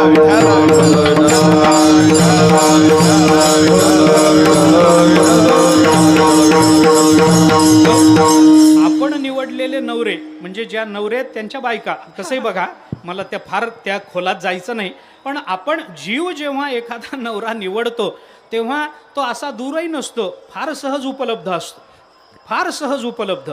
आणि तो तसा न कळणारा असतो असं नाही. उलट गावातली माणसं म्हणतात कुणाबरोबर ठरलं? ते गावातलं येडं. म्हणजे हे आपल्या नवऱ्याबद्दलची ही भाषा आहे. आता कधी ब्रह्मादिका न पडे ठाई हे कधी व्हायचं? कधी होणार नाही. तो दुरुळू कधी राहणार? दूर आहे याचा अर्थ खूप दूरचं स्थळ स्वीकारलेलं आहे असा त्याचा अर्थ नाही. दूरचा नवरा केला म्हणजे परदेशातला नवरा केला, दुसऱ्या राज्यातला नवरा केला असा त्याचा अर्थ नाही. कारण स्वतःच्या गावात इतकी प्रसिद्धी झालेली असते की परदेशात गेल्याशिवाय गत्यंतर नसतं. त्यामुळे जरी तसं होत असलं जरी तसं होत असलं तरी सुद्धा ज्ञानोबारायांचं म्हणणं तसं नाही. तो साधनांना न आकळणारा असला पाहिजे.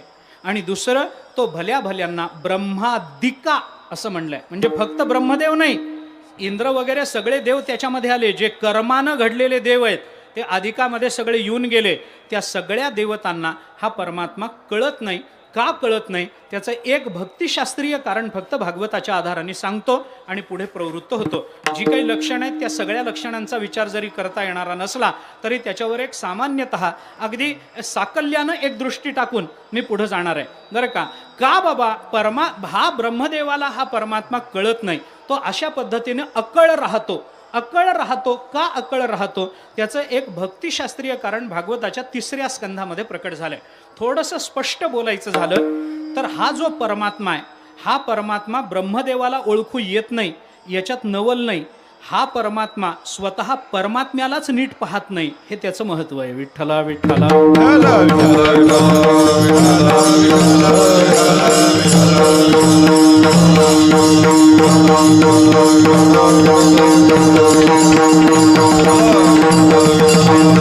तिसऱ्या स्कंधामध्ये यन मर्त्य लीलोपैकम त्या श्लोकामध्ये बोलत असताना भगवंताचं वर्णन करताना काय सांगितलंय? विस्मापनम स्वस्यच सौभगर्धे परमपदम भूषण भूषणांगम. ही भागवताची भाषा आहे. विस्मापनम स्वस्य सौभगर्धे, त्या भगवंताच्या सौंदर्यामध्ये सौंदर्य आणि सौभाग्य यांचं एकत्रीकरण झालं होतं. इतकं सुंदर ते रूप प्रकट झालं होतं की विस्मापनम स्वस्यच, की भगवंताला ते रूप बघताना स्वतःलाच आश्चर्य वाटत असे. मग ज्या रूपाचं दर्शन स्वतः भगवंताला आश्चर्यचकित करणार आहे त्या रूपाला ब्रह्मदेव कसा ओळखेल? बोला विठ्ठला विठ्ठला.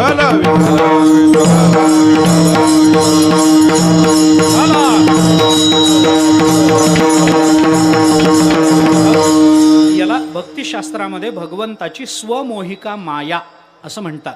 ही स्वमोहिका माया आहे. भगवंताच्या मायेचे 3 प्रकार केलेत. एक स्वमोहिका माया, एक स्वजनमोहिका माया आणि एक विमुख जनमोहिका माया. आणि हे तिन्ही हे मायेचे जे 3 प्रकार केलेत ना ते ब्रह्ममायेतल्या मायेचे केले नाहीत. हे फक्त गोकुळामध्ये भगवंतानी स्वतःच्या योगबळाने जे रूप धारण केलं त्या रूपाच्या बद्दलच हे फक्त 3 प्रकार आहेत. विठ्ठला विठ्ठला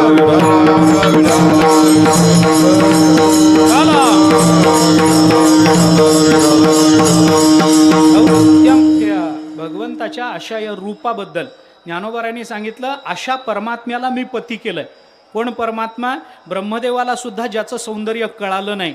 सौभगर्धे असा शब्द भागवतांनी वापरला की नाही, म्हणजे त्याचं लावण्य आणि त्याचं सौभाग्य या दोन्ही गोष्टी भगवंताच्या रूपामध्ये एकत्रित झाल्या होत्या, जे ज्ञानोबारायांनी अनेक वेळेला बोलून दाखवलंय. ज्ञानोबाराय म्हणतात, सौभाग्य सुंदरू लावण्य सागरू बाप रखुमा देवीवरू श्री विठ्ठलू. ज्ञानोबाराय चिंतन करताना बोलतात, जीवीची या जीवा प्रेम भावाची या भावा तुझ वाचोनी केशवा अनुनावडे जीवे अनुसरलिये अजूनी का नये वेगी आणावा तो सये प्राण माझा. सौभाग्य सुंदरू लावण्य सागरू. परमात्मा सौभाग्य सुंदर आहे. ज्ञानोबारायांनी त्याला नुसतं सुंदर म्हटलं नाही, सौभाग्य. कारण भागवतांनी सौभगर्धे असा शब्द तिथं वापरला. आणि ज्ञानोबारायांचं सौभाग्य सुंदर म्हणणं काय आहे? विष्णू सहस्रनामामध्ये भगवंताचं एक नाव सुंदर असं आलंय. उद्भव हा सुंदर हा सुंदर हा आहे की नाही? उद्भव सुंदर सुंदो रत्ननाभ सुलोचन हा अर्को वाजसन शृंगी जयंत सर्व विजयी. इथं म्हणत असताना विष्णू सहस्रनामाने भगवंताला सुंदर असं नाव योजलंय की नाही? उद्भव सुंदर सुंदो या सुंदर शब्दावर व्याख्यान करताना जगद्गुरु शंकराचार्यांनी सुंदर शब्दाचा अर्थ असा सांगितलाय की सुंदर सुंदर कशाला म्हणावं? विश्वातिशायी सौभाग्यशालित्वात सुंदर हा. आचार्यांनी भाष्य करताना विष्णू सहस्रनाम भाषामध्ये विश्वातिशायी सौभाग्यशालित्वात, सकळ विश्वाचं सौभाग्य ज्याच्या वाट्याला आलं त्याला सुंदर असं म्हणा. आणि सकळ विश्वाचं सौभाग्य वाट्याला आलेला जर सुंदर असेल तर ज्ञानोबाराय त्याला सौभाग्य सुंदर म्हणतात. याच्यात नवल वाटायचं काय कारण आहे? सौभाग्य शब्द तिथून आला, भाष्यातून आला. सौभाग्य सुंदरो सौभाग्यर्धे हे भागवतांनी वापरलेले शब्द. या सगळ्याचा विचार केला तर भगवंताचं सौंदर्य इतकं अलौकिक आहे की ते कुणालाही कळत नाही. ते अत्यंत दूर आहे. आता सगुण साकाराच्या दृष्टीने. म्हणून मी म्हणलं ज्ञानपर आणि भक्तिपर दोन्ही अर्थ मी सांगतो. त्याचा भक्तिपर अर्थ लक्षात घ्या. तो अत्यंत दूर आहे. दूर आहे याचा अर्थ काय? दूर आहे याचा अर्थ असा की सौंदर्याच्या मानवी कल्पना ज्या परिसीमेपर्यंत पोचतात त्या परिसीमेच्याही दूर भगवंताचं सौंदर्य आहे. विठ्ठला विठ्ठला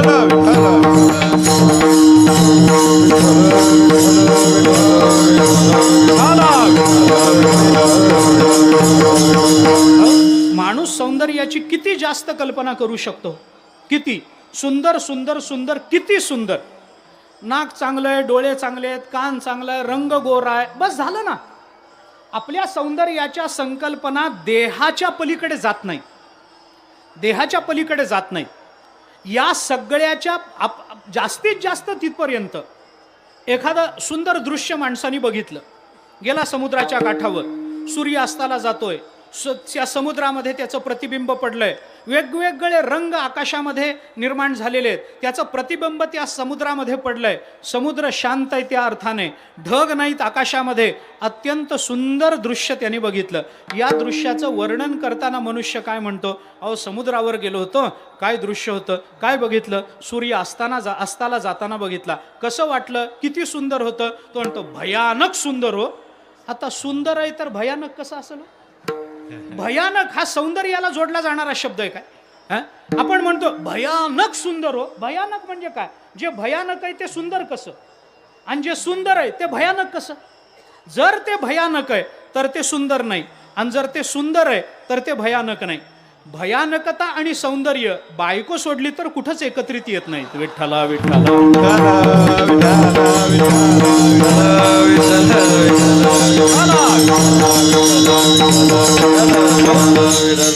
ज्यांना नाही त्याने हसू नका. तुम्हाला त्याची कल्पनाच नाही काय येते. याच्यात अपमान करायचा नाही, एक गंमत म्हणून सांगतो. माता भगिनी क्षमा करा मला. मी कशा करता बोलतो आपल्याला की आमच्या सौंदर्याची परिसीमा कुठपर्यंत आहे सांगा ना.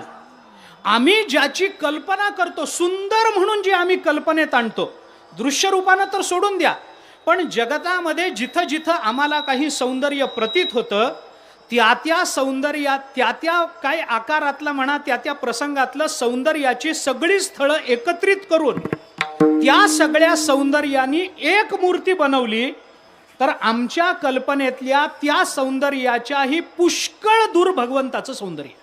म्हणून दुरुळू असं जे ज्ञानोबारायांनी म्हणलं ते फक्त स्वरूपाच्या दृष्टीने नाही, तर जो नवरा मी केला तो नवरा करताना नवऱ्याचं सौंदर्य बघितलं जाईल की नाही, पत्नी करताना तिचं सौंदर्य बघितलं जाईल की नाही. मग तो किती सुंदर आहे, तो फार दूर आहे त्याचं सौंदर्य. किती दूर आहे? भगवंताचं वर्णन करताना विस्मापनम स्वस्यच्या सौभगर्धे ही भागवतांनी वापरलेली भाषा. विस्मापनम स्वस्य विस्मापनम. याच्यासाठी एक वैष्णव मतामध्ये आलेली एक छोटीशी कथा सांगेन, पुढे जातो.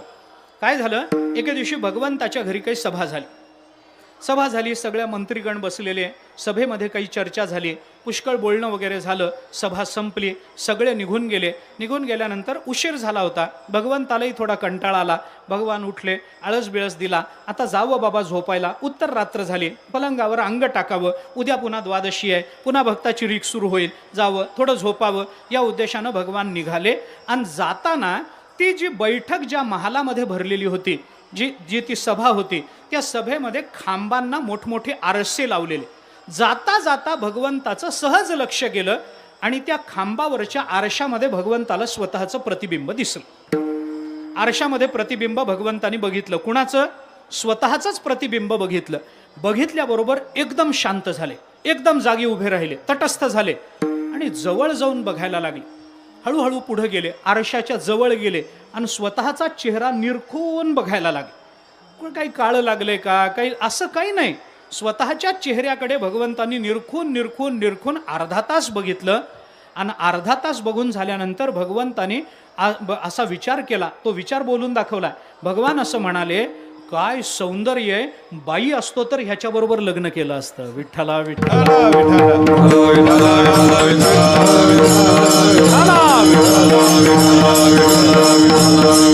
याला म्हणायचं विस्मापनमच्या स्वस्यच्या सौभगर्धे.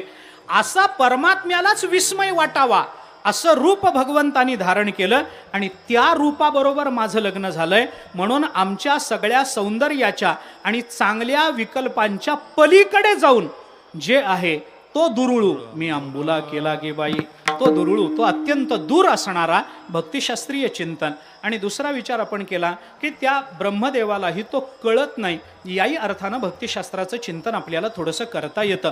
परमात्मा दूर आहे म्हणजे तिकडं दूर आहे आणि ब्रह्मदेवालाही कळत नाही याचा अर्थ त्याच्या ठिकाणी अनंत गुणसंपदा आहे, हा त्याचा अर्थ आहे.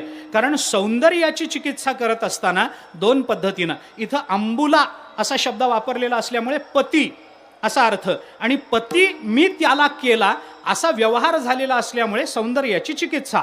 पती पत्नीच्या नात्यामध्ये सौंदर्य अपरिहार्यतेनं विचारात घेतलं जातं, म्हणून त्याचा थोडासा विचार.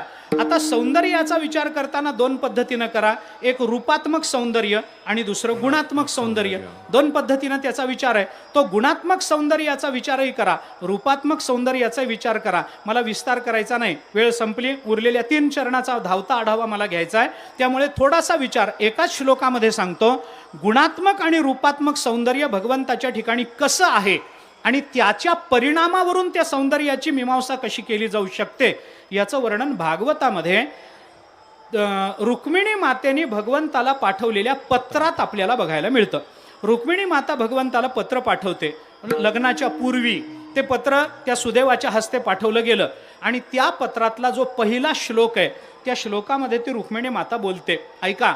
श्रुत्वा गुणान भुवन सुंदर शृण्वतान्ते निर्विश्य कर्णविवरैः हरतोंगतापम रूपम दृशाम दृशिमताम अखिलार्थ लाभम त्वय्यच्युता विशति चित्तम अपत्रपम मे. ती रुक्मिणी माता असं बोलते, देवा श्रुत्वा गुणान, गुणसौंदर्य काय आहे त्याचा विचार रुक्मिणी माता बोलते. देवा आम्ही तुमचे गुण ऐकले. श्रुत्वा गुणान, त्या गुण ऐकण्यावरून आम्हाला काय कळलं? भुवन सुंदर, तुम्ही त्रिभुवनामध्ये सुंदर आहात हे आमच्या लक्षात आलं. गुण ऐकून सौंदर्याची चिकित्सा कशी केली? रुक्मिणी माता बोलते, ते गुण जेव्हा आम्ही ऐकले तेव्हा त्या गुणांचा काय झालं? सुंदर शृण्वतान्ते निर्विश्य कर्ण विवरैः, ते गुण आमच्या कानाच्या विवरातून आत गेले. निर्विश्य कर्ण विवरैः, त्या गुणांचं जे श्रवण आमच्याकडून घडलं ते गुण आमच्या कानातून आत गेले आणि त्यांनी काय केलं? हरतुंग तापम, त्यांनी आमच्या त्रिविध तापाची निवृत्ती करून टाकली. म्हणजे ज्या गुणाच्या श्रवणानं त्रिविध तापाची निवृत्ती होते तो गुणांच्या बाबतीत सुंदर समजला पाहिजे, हे रुक्मिणी माता बोलते. आणि पुढं बोलताना रुक्मिणी माता बोलते, रूपम दृश्याम, आम्ही तुमचं रूप पाहिलं किंवा तुमचं रूप पाहणारा अशा अर्थाने करा. आता मला इथं ते उपयोगाचं आहे, मी थोडा अर्थ वेगळा करतो. रूपम दृश्याम दृश्यमताम, जो तुमचं रूप पाहतो. आता इथं रूपात्मक सौंदर्याची चिकित्सा बरं का. श्रुत्वा गुणान, गुणसौंदर्य. रूपम दृश्याम, रूप सौंदर्याचा विचार. आणि रूप काय झालं, काय होतं? रूपम दृश्याम दृश्यमताम अखिलार्थ लाभम, जो तुमचं रूप पाहतो, त्या रूपाचं दर्शन घेतो, त्याला जगतातले सगळे लाभ आपोआप प्राप्त होतात. म्हणजे ज्याच्या दर्शनानं जगतातले सगळे लाभ प्राप्त होतात तो रूपानं सुंदर माना, आणि ज्याच्या श्रवणानं त्रिविध तापाची निवृत्ती होते तो गुणानं सुंदर माना. विठ्ठला विठ्ठला.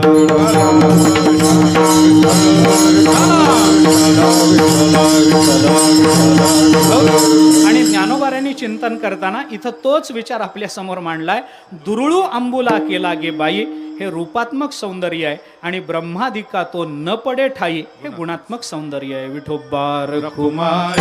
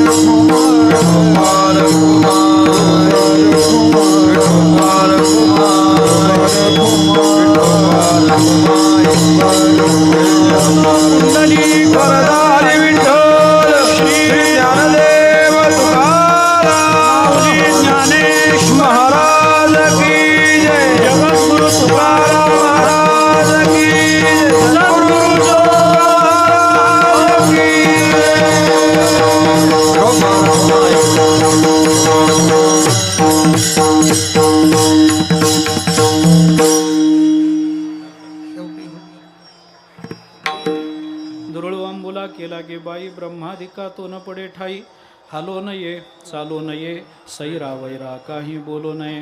सद्गुरू श्री ज्ञानेश्वर महाराज या अभंगामध्ये आपलं लग्न कुणाबरोबर झालं त्याचा आपल्याला बोध करून देतात. आम्ही त्याला नवरा केलं हे ज्ञानोबाराय सांगतात. आमचा तो अंबुला आहे, तो अंबुला कसा याचा विचार करताना ज्ञानोबारायांनी या दोन पद्धतीनं विचार पहिल्या चरणामध्ये मांडला.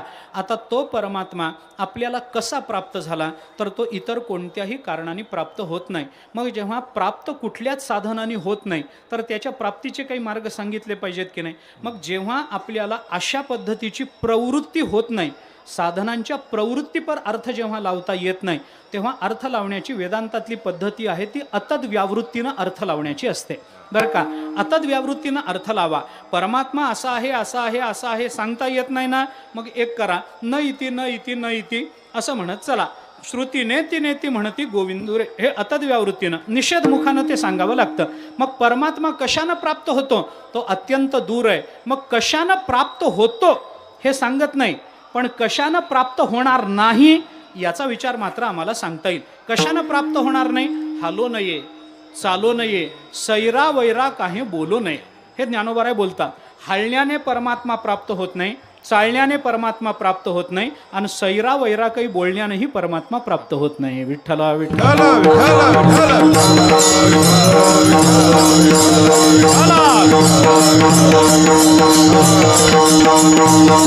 विचार करून बघा, आपण जेवढी जास्त हालचाल करू तेवढी वेदांताच्या सिद्धांतापासून आपण लांब जाऊ.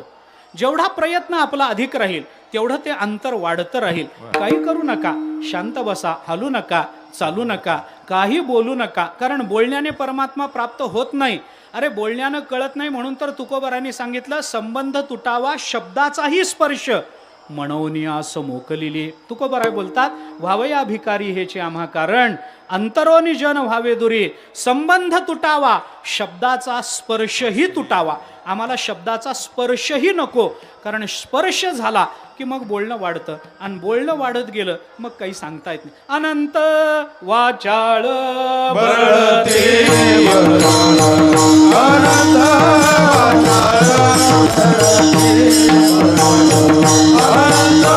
वाचाळ बरळते अनंत वाचाळ बरळते दयाळ पावे हरी कैसा दयाळ पावे कैसा दयाळ पावे हरी दयाळ पावे.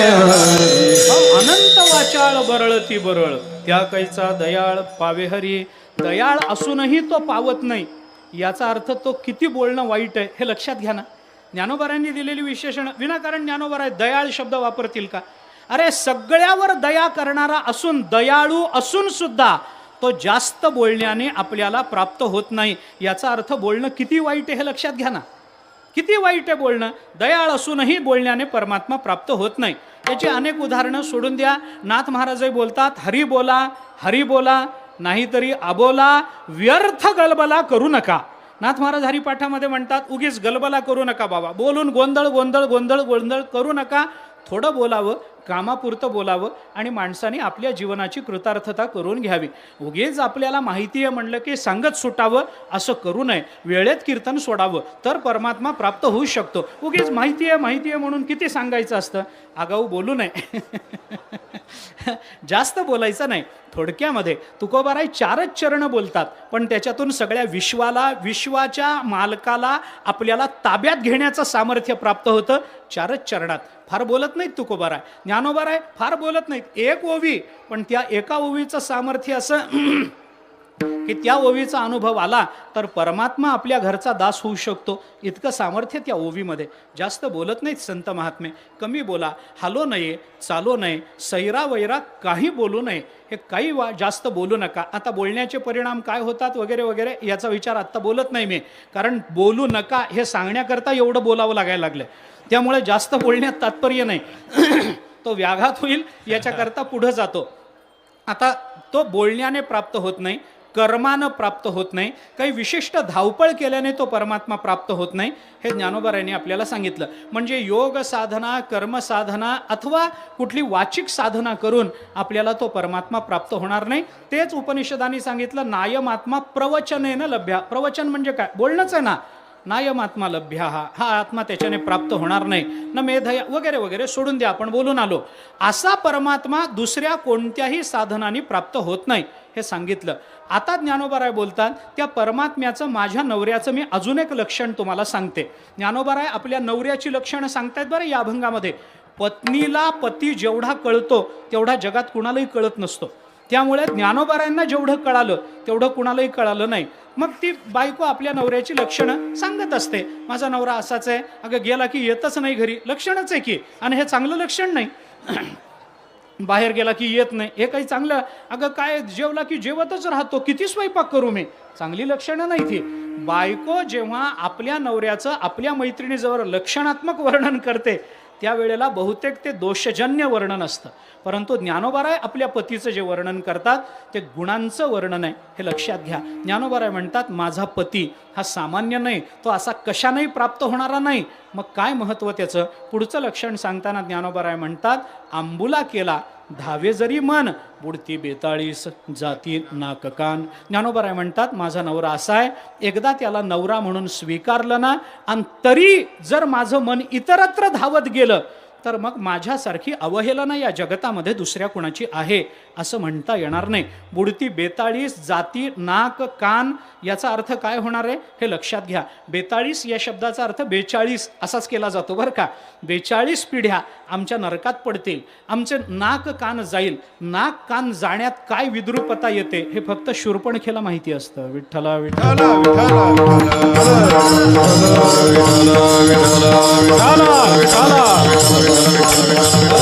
भगवंतानी शूर्पणखेचं नाक कान कापून टाकलं.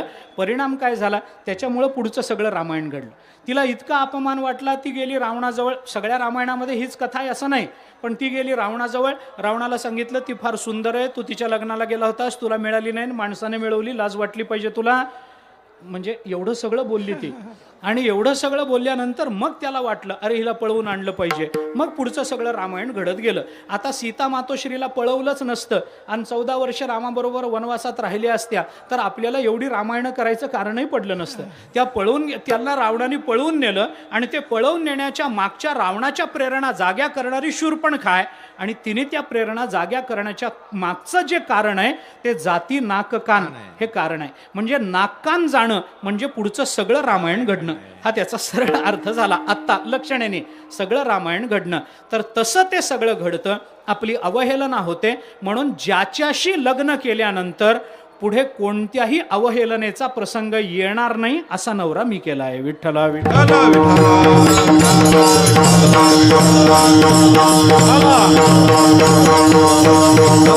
शेवटी ज्ञानोबारायांनी त्याच्या संबंधानं चिंतन सांगितलं. असा नवरा केला की तो केल्यामुळे मागचं सगळं वावो झालं.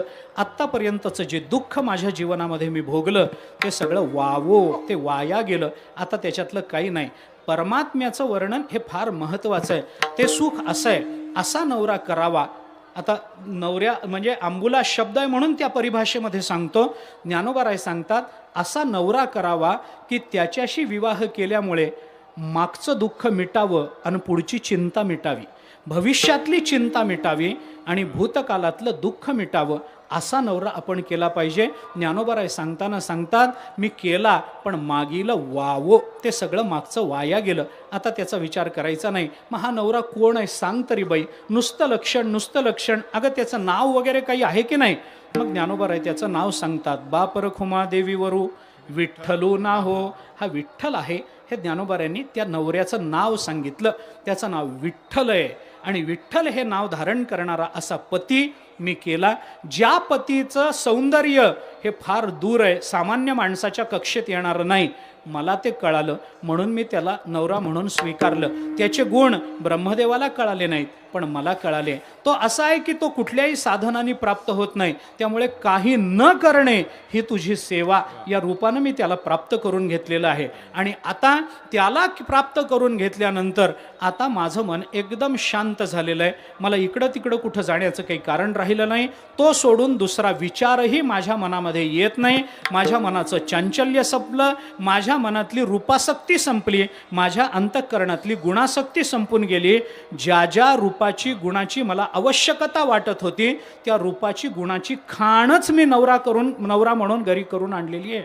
त्यामुळं आता माझं मन धावणार नाही. त्याच्यामुळे त्याला नवरा केल्यामुळे माझ्या पिढ्यानपिढ्या या कृतार्थ झाल्या. नवऱ्याचं तेव्हापासून हे कर्तव्य आहे की बायकोच्या पिढ्या यांनीच कृतार्थ करायच्या असतात. बायकोच्या घरात असं कोणी येत नाही की त्यांनी आपापल्या पिढ्या कृतार्थ करून घ्याव्यात. जावई असा मिळावा की त्याने आपल्या पिढ्या कृतार्थ कराव्यात. ज्ञानोबाराय सांगतात त्यामुळे अशा पद्धतीनं माझ्या पिढ्याही कृतार्थ झाल्या. माझ्या जीवनातली अवहेलना संपून गेली. मागच्या भूतकाळातलं दुःख सगळं संपून गेलं आणि भविष्यातली चिंताही संपून गेली. असा पती मी प्राप्त करून घेतला. हे ज्ञानोबाराय आपल्याला या अभंगातून आपला अनुभव स्वानुभवात्मक अशा शब्दातून ज्ञानोबाराय ते व्यक्त करतात. पुन्हा एकदा मी सांगतो फक्त समारोप करताना की हे सांगणं ज्ञानोबारायांना मी त्याची पत्नी झाले हे सांगण्यात ज्ञानोबारायांना कुठलंही तात्पर्य वाटत नाही. ज्ञानोबारायांना त्याच्यात तात्पर्य हे आहे की अशा परमात्म्याला आपण ओळखावं आणि आपणही त्याची पत्नी होण्याचा प्रयत्न करावा. मी आपल्याला थोडंसं व्यवहाराच्या अंगानं धर्मशास्त्र सांगतो. काय आहे विचार करा. ज्ञानोबारायण एवढं कृपाळू, ज्ञानोबारायण एवढं दयाळू, ज्ञानोबारायण एवढं व्यापक अंतःकरणाचं या जगताच्या पाठीवर कोणीच नाही. कुणीच नाही म्हणजे परमात्माही नाही. ऐका, ज्ञानोबारायण एवढं कोणी कृपाळ नाही, कोणी दयाळ नाही. कशावरून? त्याचं कारण सांगतो. ज्ञानोबारायांना अपेक्षा काय आहे? अपेक्षा काय की बाबा मी हा जसा पती प्राप्त करून घेतला तसं या पतीचं ज्ञान करून घेऊन या पतीवर प्रेम करून तुम्ही सुद्धा हा पती प्राप्त करून घ्या. हे सांगण्याकरता लक्षणं सांगणं चालू आहे की नाही? लक्षण कशाकरता प्रवृत्त होतं? कशा नाही प्रतिज्ञा मात्रेण वस्तुसिद्धी अपितु लक्षण प्रमाणाभ्याम असं आहे की नाही? लक्षण आणि प्रमाणाने आपल्याला वस्तूची प्राप्ती होते. म्हणजे लक्षणांची प्रवृत्ती प्राप्ती करता असते. ज्ञानोबारांनी एवढी लक्षणं का सांगितली? त्याची प्राप्ती करून घ्यावी म्हणून. आता मला सांगा, विचार करून सांगा, किती मोठी पतिव्रता असू द्या, किती पतीशी अनन्य असू द्या, त्या पतीबद्दल तिच्या अंतःकरणात किती प्रेम असू द्या, पण कितीही प्रेम करणाऱ्या कोणत्या पत्नीला असं वाटतं की जगातल्या सगळ्या बायकांनी माझाच नवरा करावा? सांगा ना. ती किती मोठी पतिव्रता असू दे, नवऱ्यावर किती प्रेम असू दे, तिला असं वाटतं का की माझा नवरा इतका छान आहे म्हणून जगातल्या सगळ्या बायकांना माझा नवराच पती म्हणून मिळावा अशी अपेक्षा आहे? नाही. फक्त अपवाद एक आहे, ज्ञानोबाराय. ज्ञानोबाराय म्हणतात हा जो पती मला मिळाला त्या पतीशी मी तर अनन्य आहेच आहे, पण हा पती सगळ्या जगाला मिळाला पाहिजे आणि तो मिळावा याच्याकरता तुम्ही त्याच्याकडे प्रवृत्त व्हा. आणि प्रवृत्त व्हायचं असेल तर तिची ही लक्षणं आहेत. अशा लक्षणांनी ज्ञानोबारायांनी त्या पतीकडे आपल्याला प्रवृत्त केलंय. तोच उद्देश डोळ्यासमोर ठेवून आपली ही भक्ती, आपला अभ्यास, आपलं अध्यात्म, आपलं नामस्मरण, आपलं ज्ञान हे फक्त परमात्मा पती म्हणून मिळावा एवढ्याच करता खर्च करायचंय. बाकी मोक्ष, मुक्त होणं, अमुक करणं, बंधातून बाहेर पडणं हे काही खरं नाही. परमात्मा पती झाला, बाकी सगळ्या गोष्टी स्वतःहून आपल्यापर्यंत येतात. त्या दृष्टीने विचार करावा करून आपणही त्या दृष्टीनं प्रवृत्त व्हावं अशी सर्वांच्या चरणी प्रार्थना करतो. झालेली सेवा ज्ञानोबारायांच्या सद्गुरू श्री जोग महाराजांच्या चरणी समर्पित करतो. वाणीला विराम देतो. ज्ञानेश्वर माऊली